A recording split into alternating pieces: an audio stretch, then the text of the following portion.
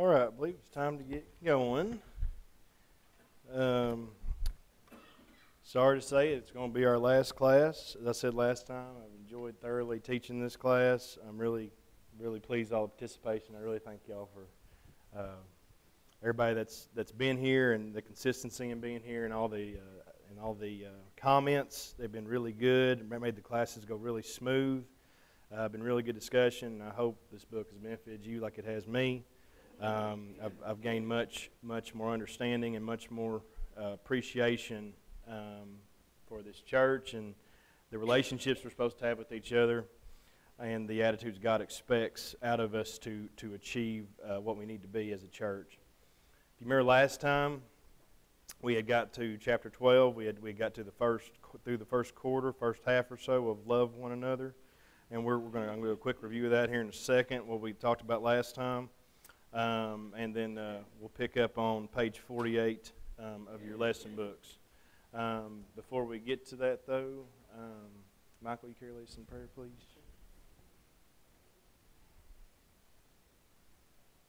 Father, thank you for this space and this space of time that we've got together. The chance to study your word and to examine and contemplate the way that we love one another. We pray that this idea that we reflect your love and the way we treat one another will be with us in our heart. We thank you, Father, for this night. Pray that you bless this for all of the classes tonight. Pray that as we do the preparations, that the things that we prepared will be presented as things in, and that there will be hearts that are open that we get for this time of changing classes, that these classes would end in the way that you complete this and complete the work, and to do the classes as they change for the Lord. And all things to you, Lord, in Jesus' name. So we're on love one another. Last time, I'll start with it again. 1 John 4:11 and 12 says, "Dear friends, since God so loved us, we also ought to love one another. No one has ever seen God, but if we love one another, God lives in us. His love is made complete in us." So, according to God, if we love one another the way God tells us to, it's showing that God is a part of us. It's showing that we reflect God. We talked about that last time. We'll get more into that. We talked about last time how it's really hard to wear the name Christian out in the world and show our characteristics if we have all these characteristics of being kind and being helpful and being knowledgeable and all these things, but don't have love. We have specific verses saying then all the other qualities we have are basically worthless. That love is not obviously the most important quality we have. But God says it is essential for us to be what we need to be as Christians. And you'll notice that without love, it's really hard to have some of the other qualities. We discussed that last time too, which is why I think it's no coincidence he put this last, because the other ones kind of get encompassed in this. If we get the right attitude of love first and get that what we need it to be, the other ones are these other qualities we're supposed to have, we've studied about in the chapters 1 through 11, are much easier to achieve. But if we have an attitude of being here just because we're ordered to be, or just because it's just something we've always done, or we treat others a certain way because that's just kind of what I'm expected to do, I think we're missing the boat. We said before that will only last so long. I mean, how long is that? When would that get old? Pretty quickly if you're doing it just out of pure commandment and not out of a loving heart. Love is what has to grow. That's the only thing that's going to keep the flame for desiring to be the Christian we need to be, desiring to be helpful to others we need to be, desiring to be a friend to each other we need to be, and brother. That's going to have to grow, or it's going to die. That desire to be around each other and to be the person we need to be is going to die. We talked about John last time, how we know he heard. We told a story last time that we said we not 100% verified whether or not, the legend that said he preached a lesson that basically had 5 words and it said, "Little children, love one another." That's certainly a lesson can be preached today, and you could stop because that's certainly a commandment that's preached over and over again. Love one another is said way more times in the Bible than all the other qualities that we have listed in chapters 1 through 11 of being the Christian we need to be. If you remember in John 13, 34 and 35, it said, whether John said the comment he did or preached the comment he did, he definitely heard it from Jesus over and over again, where Jesus said, a new command I give you, love one another as I have loved you, so you must love one another. And by this all men will know that you are my disciples if you love one another. So once again, showing having love is a quality that's kind of more on your sleeve. People can see it. People know that there's something different about you if you're showing that quality, whether you're at work, around family, around anybody. People can see that if you really have love, truly have that quality on your heart. You can fake some of these other qualities, but love kind of stands out if you have it on you or don't have it on you. So the only way people can truly know and want to be a part of something that's part of this church, a part of something better than what they're currently at in this life, is they have to see something that's attractive. We talked about last time the sales pitch. I think sometimes Church of Christ people get the impression we don't have a sales pitch. We talked about last time we do have a sales pitch. It's our characteristics. We're supposed to wear characteristics that look contagious to be around, and the main one there has to be love. They should see that and want to be like, they're either going to have two reactions where I don't want any part of that, or I want to be part of it. But if we're just complacent, they're just going to treat us like they're an everyday person they run into. There's going to be no effect on them whatsoever. We're supposed to cause an effect, whether it's an effect of I'm a little weird to be around him because or I'm drawn to it. So that's the effect Jesus had. You notice he either had followers or people who couldn't stand him. He was not complacent toward those he was around. And love was on the main forefront of everything he did in his teaching. People kept asking him why he was eating with the sinners and why he was doing all these things with people who needed it. It's not because God was telling him to. It was because he loved these people and loved their souls and cared for them and cared for them to get to heaven. If we don't, we're not going to absolutely just fall in love with every characteristics we have as physical characteristics that we have with each other as Christians. Like I said, we're going to have differences. We should love each other's souls. We should love and desire everybody going to the same place, having the goal of heaven. That was some of the things we mentioned last time.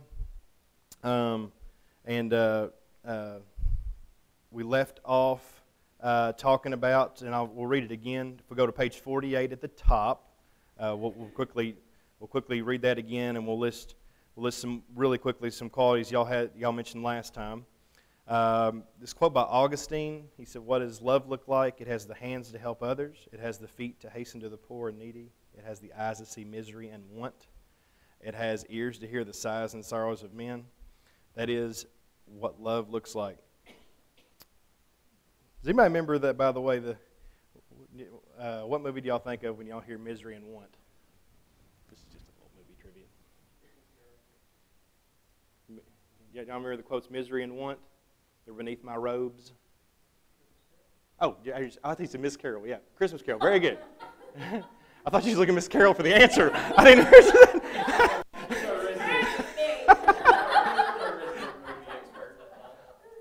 So, that's right. I mentioned that because he was trying to teach the same example. Because, Charles Dickens was showing the example. He had no love on his heart. So he was showing misery and want. That's where you're going to end up if you don't. I thought that was a great quote, Augustine. We listed some practical ways last time which we can show our love for one another. I'd like y'all to give me some of those again. Last time I heard about being encouraged. There are things we can do is being encouraging to each other, to really show hospitality. We read that last time, hospitality to one another, to really get to know each other. We talked about just being there for each other, just being a presence, being a listening ear or a helping hand. Tons of ways we can show love for one another. But what was some other ones? I know y'all said last time. I wanted to start there again on what was some other ones y'all had last time? Other ways we can show love for one another. Very good, listening, absolutely. Very good. I think that's something that is very overrated. I think sometimes we always want to act, and just try and stick our hand on something. Sometimes people just want us to hear what's going on. Just be there and listen. That's definitely a way we can show love. What else? Anybody else have anything there? Okay. Like I said, take time. Time is not going to find its way to give you that special moment to be there for somebody. You're going to have to take it out of the schedule of your day. If you're a person that makes schedules that wants to follow them to the T, that's going to be hard for you to do because you're going to find a way to carve out time to make sure and do that. We're expected to do that. Okay. Anything else?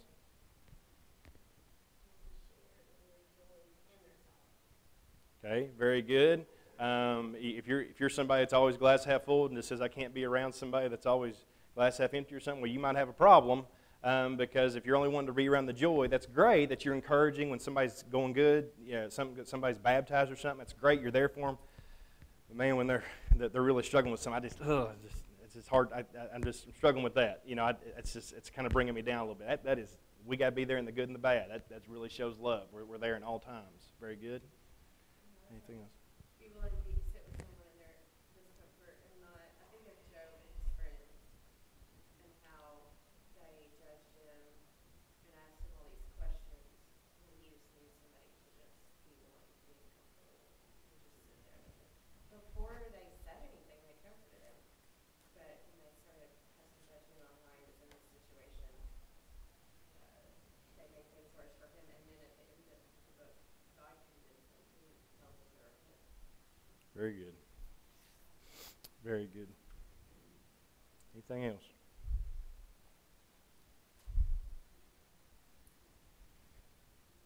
Okay. So there's an endless list. I mean, we could, if we really sat down and thought about it, we could just write this unlimited amount of small and big things we can do to show our love for one another. Let's go down to the thought questions. Get to last time.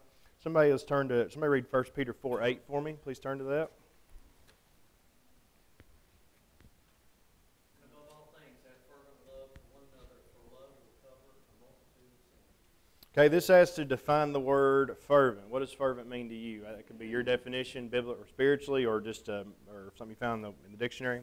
What did you define as fervent?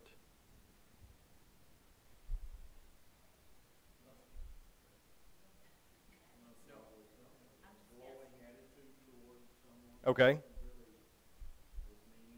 Very good. What's that? Yes. That was one of the definitions I saw. Was love with intensity is actually one of the things I saw. Okay. Very good. Very good. Very good. Very good. Anybody else? Okay, so when we think of fervent love, there's love and then there's deep love. There's intense love. There's love that's on fire. Another interesting commentary I saw was fervent means love in action. Okay, we talked about last time. If you really want to have that deep, intense, it's not something that just is something that you can just say and just something that just exists. Okay, it's a reflection of something you are doing. And we said that before. This doesn't have to be a magical act. The action could be listening. Hearing is an action. Okay, so it's a deep action we have toward somebody. It's a true, intentional, deep motive of love that we have for each other. I think that's why he says keep fervent in your love. Keep that love burning, and that's going to be done. It's going to be done through intent, and that's going to be done through action for us to be able to do that. It's not just going to be something that just comes around and we just grab it every so often and shows up and doesn't show up. It's something that we have to have as a purposeful thing. And then it says because love covers a multitude of sins. So I think that goes without saying there how the importance of having this fervent love. Okay. How about somebody read Hebrews 10, chapter 10, verse 24.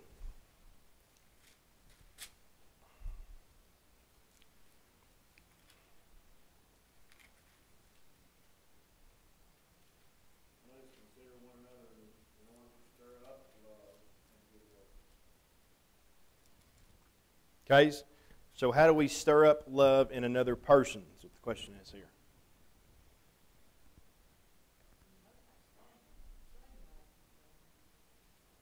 Okay?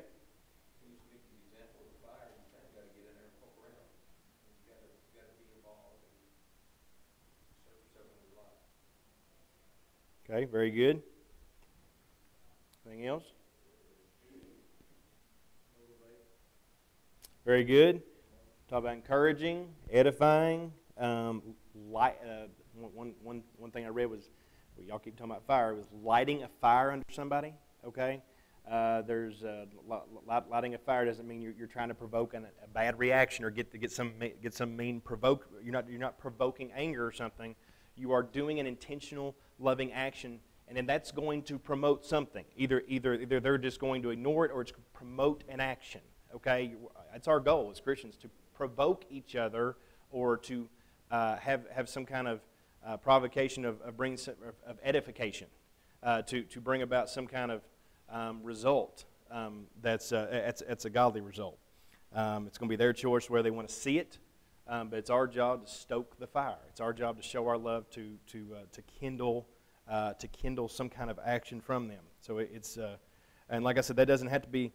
It doesn't have to be something, an action like that. The edification and the example there can just come from listening. We said that before. I know I keep stressing that, but I think that gets overlooked because listening is something that I think a lot of people struggle with more than wanting to say something or come up with a solution. It's real easy to give your ideas and come up with a solution. It's real easy to just talk about something. And sometimes the hard thing is just listening. Just got to be quiet and just really listen to what the person's needing or what's going on. Anything else on stirring up love?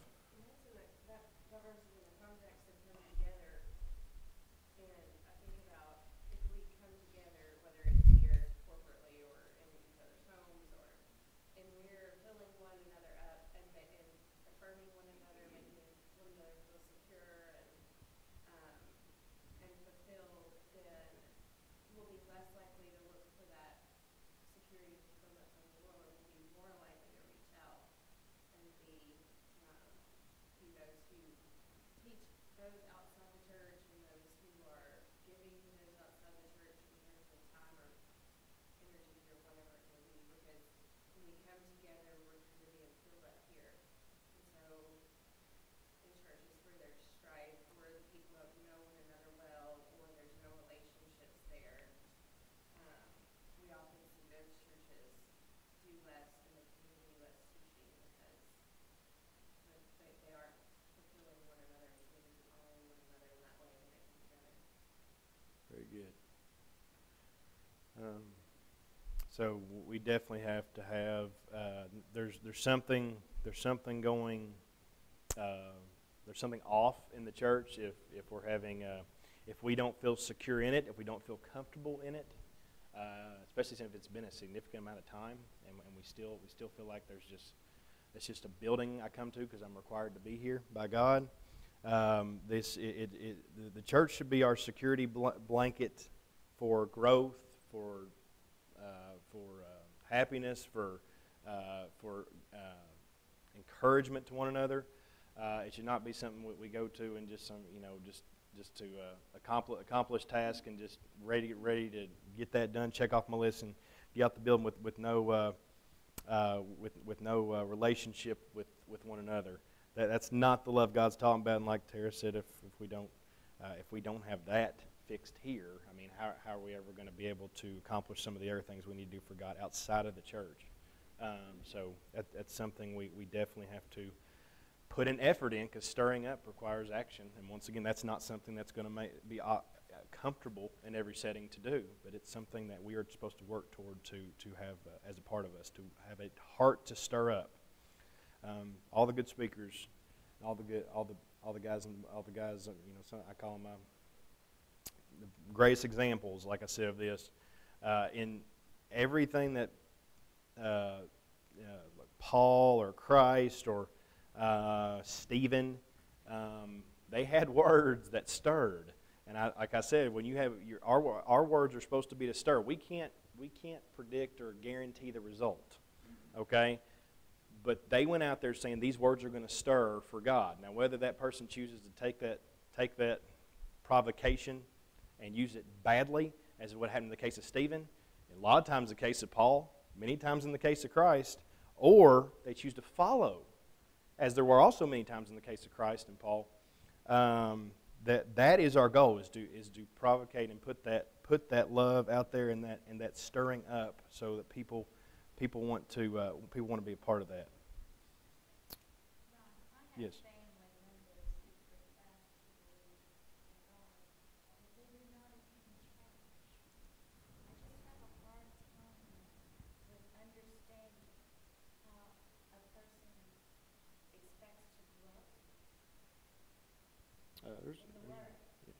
There's a lot of people that.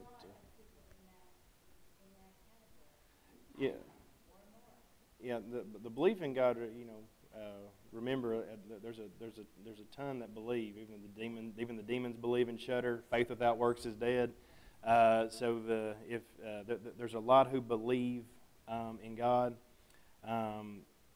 God does not want to see a church and a nation of believers. He wants to see a church of stirs, I guess you can say, or a church of action. We are not supposed to sit on the sideline. Like I said, I've been to a couple. I've been to a couple small congregations before. One of them, which the majority of the church was elderly, and I saw more action out of that church than I did at some of the churches where I saw a lot of attended before that has younger people in it. It has really nothing to do, in my opinion, with age. It has to do with the attitude that's on the heart of how you're going to stir up and how you're going to put love in action for Christ.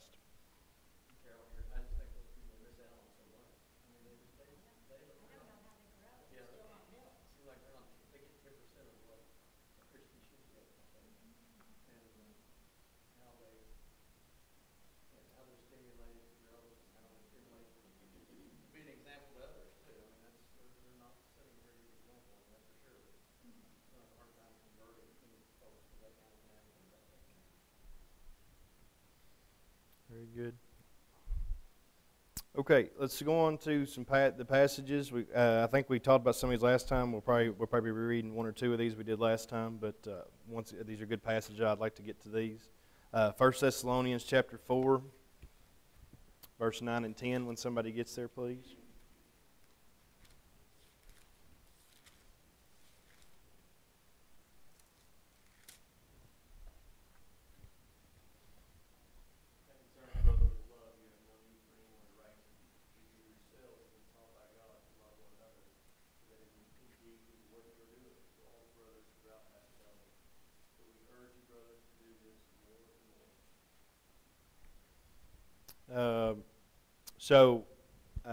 Obviously the commandment here is to love, but that's not what I took out of this verse. What was actually the true encouragement here in regards to love?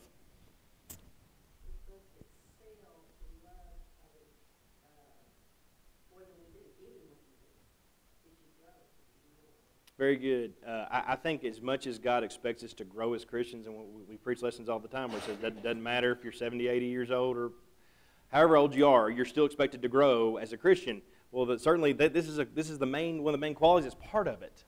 So if people ask how your love can grow, well, that's just a quality that is, like I said, it should be something that gets bigger and bigger for each person you interact with, for the church as a whole, for God, for your spiritual outcome. Our love should grow in so many ways. If we think of, and like I said, I love how y'all keep using the word fire. If you think of a fire, if you don't put it out, it don't just stay in the same form. If it keeps having things around it, most of the time it's not water related. They're going to keep kindling. It's going to keep getting bigger and bigger and bigger and bigger, and where it can't even be stopped at times. That should be our love. It's just something that keeps latching onto more of that to grow and grow and grow. It's not something that should ever be decreasing or going stagnant. It should be something that we continue to work at, continue to be better at. our love should be progressing. Very good. Anything else on that before we move on? And we're taught, it says that we're taught how to love by God. And so the worldly concept of love is that we decide who's worthy of it, and it's more of like if you like somebody or you agree with somebody.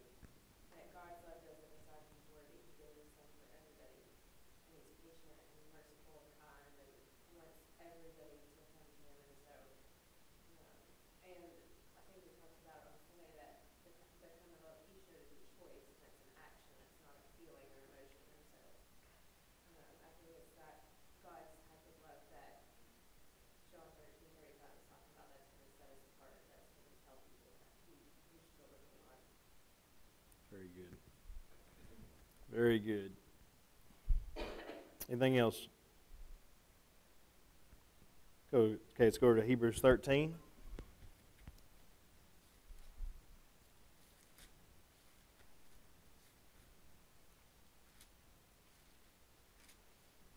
Let me read verse 1 through 3, please, when you get there.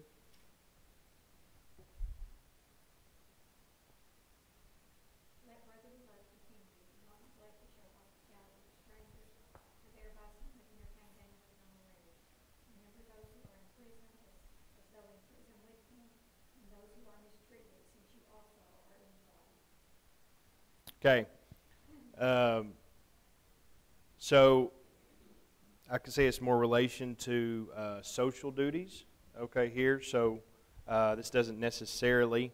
It's in verse 1. It says, "Let the love of the brethren continue." Okay, but then we shift off of brethren here, neglecting to show. Do not neglect to show hospitality. He's defining love here for us. That by the way, if you remember what Tara said before, we can't expect to have any kind of love for verse 2 and 3 if we don't have it fixed inside the church. So if the people coming with us are showing that love to us and we can't find a way to grow in love with our fellow brethren, there is no chance of us having verses 2 and 3 on us where we're showing love to who? Okay, I'm about to say, let's take it up a notch from strangers and let's go to prisoners. How many prisons are we visiting all the time? I'm not saying that's something. I'm not saying that's something that I'm expecting everybody here to do all the time to go visit prison or whatever. I think it's showing the idea here of that anybody that surrounds us, it doesn't matter the circumstance, should be getting a treatment of love from us. There is no. God is not respecter. God is no respecter persons in regards to love. Everybody is going to get the same amount of love. God wants the worst of criminals, worst of people, to give their life to Him, to come back and to bring their soul to Him. Why should we be any different in how we share our love to one another? Why should we be picky and how we do that? How do y'all view this? How do y'all feel? Love toward strangers here. Love toward those who aren't so loving, that are outside the church.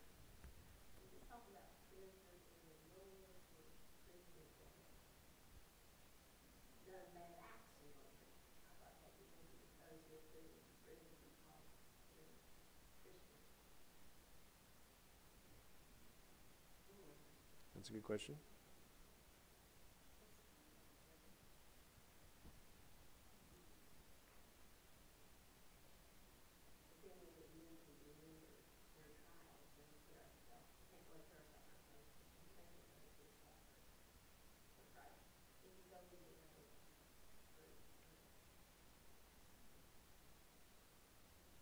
Does it matter?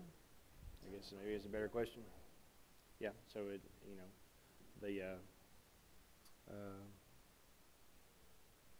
God teaches us the secret sauce to somehow showing love and teaching you how to have compassion first before maybe going to visit people that like this.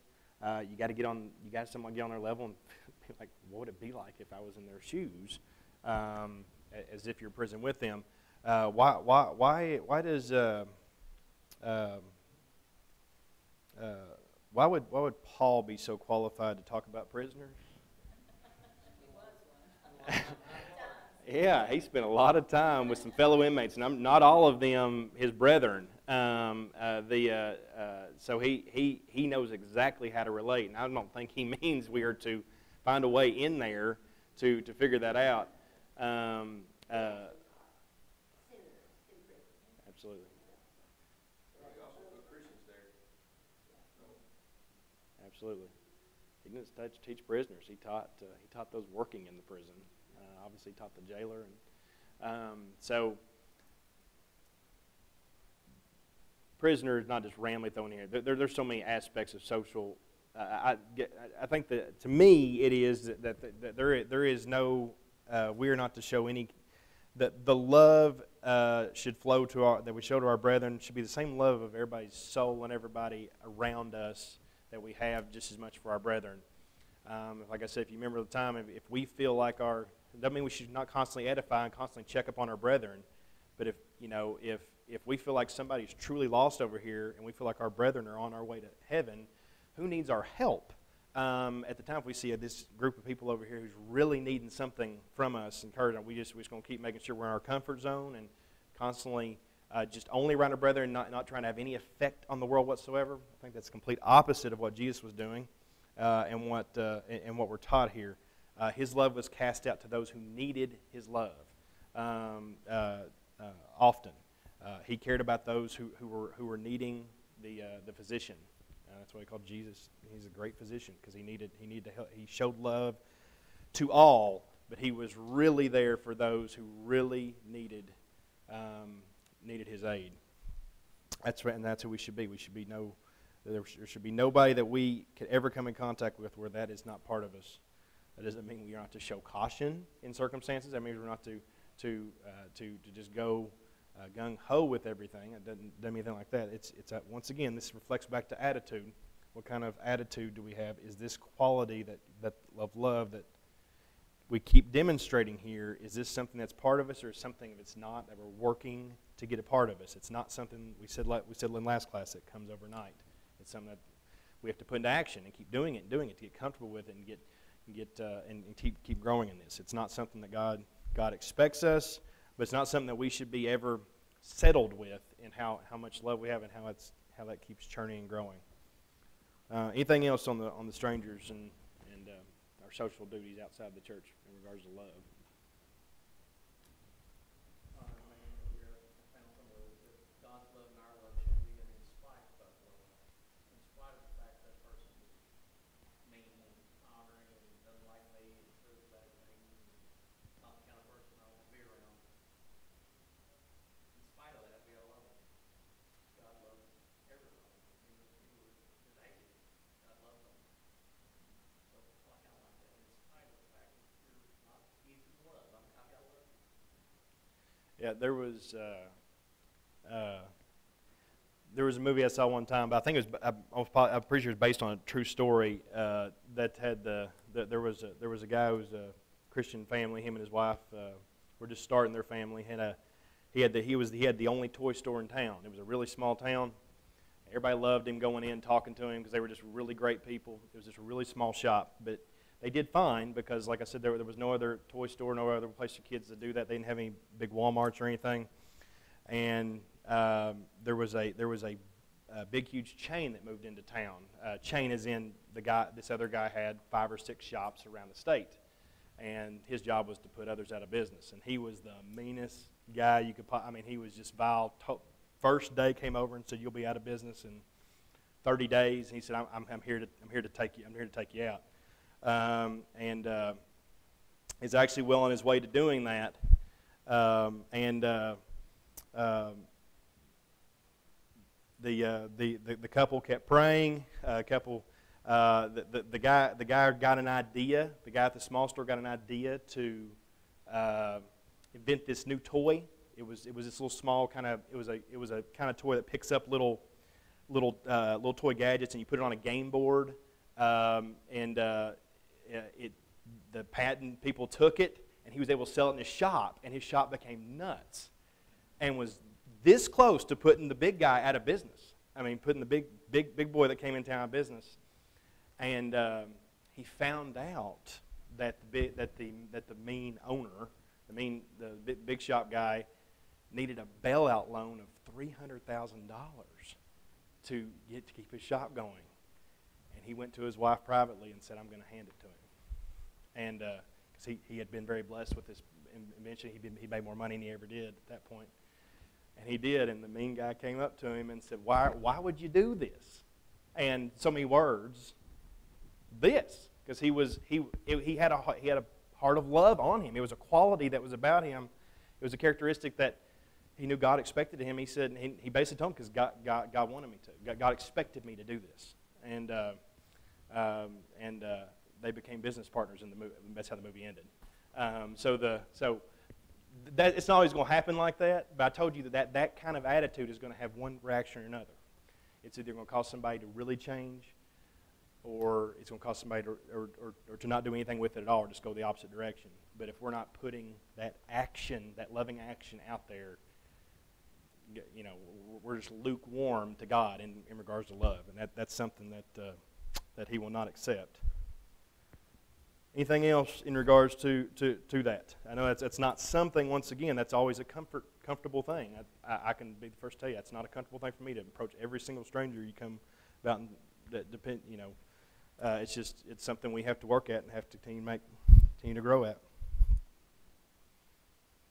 Okay, let's turn to 1 Peter chapter 1. We're going to stay in Peter here for a second. 1 Peter 1, 22 and 23.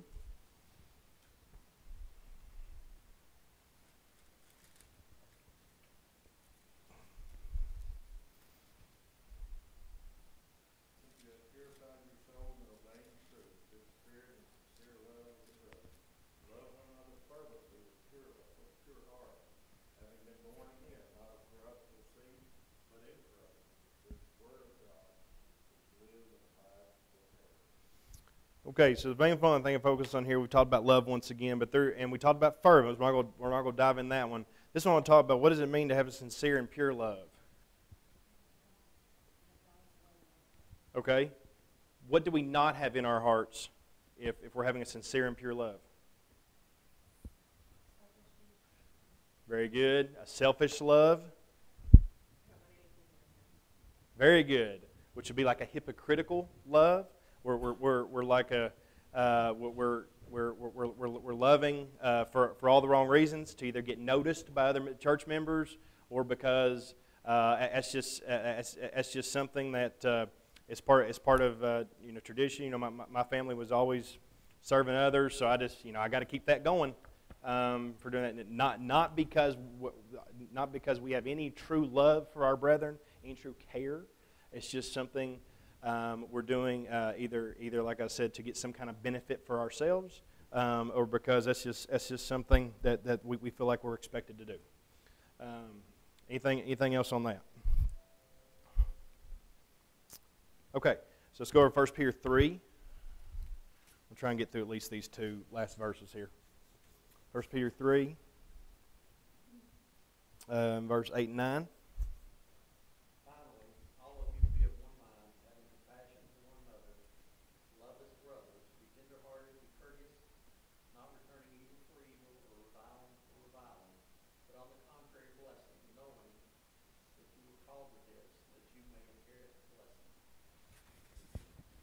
Okay, comments on that?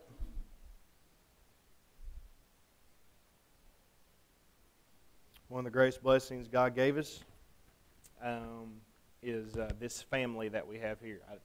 I wonder if we've always all looked at that. I can't always say that the church has been looked at that way. So even if you've gone to the point of, I really like the people there, I really enjoy going. I mean, how often do you say, I'm coming to see my family today? I'm not saying that's something that should be on your mind every single Wednesday and Sunday you do it, but that's something that should become a part of us, that eventually, if you're not there yet, that we think of each other as a family. Because if we don't think of each other that way, it's really hard to have that deep, fervent relationship that God's talking about here in these verses. There's no way we can be harmonious, sympathetic, verse 8, brotherly and kind-hearted, humble in spirit, if we don't grow to have that relationship with one another.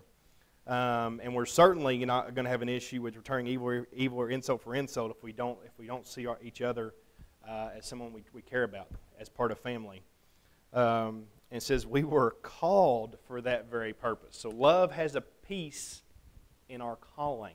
So if none of the other verses make it think of how important love is, realize that these characteristics mentioned above in association with love, association with how we are to act toward others as Christians, that right there tells us that is part of our purpose as Christians in this life, to be a Christian like that. Anything else on 1 Peter 3, 8 and 9?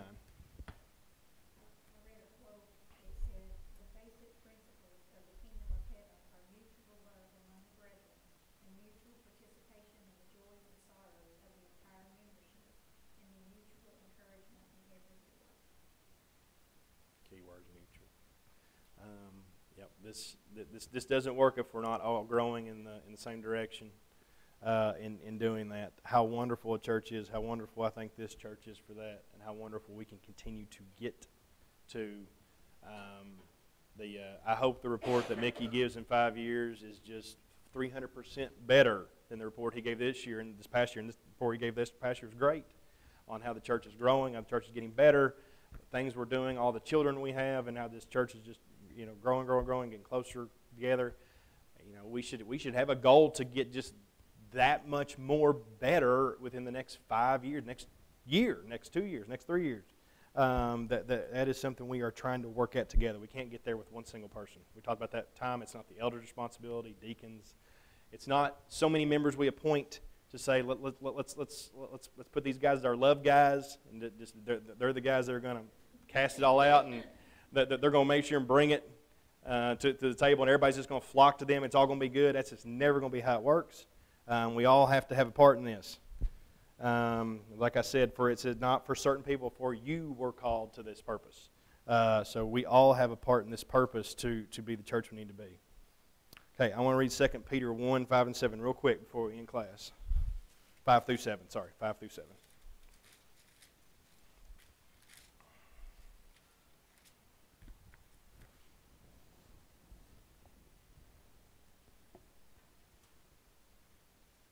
Whoever's got that.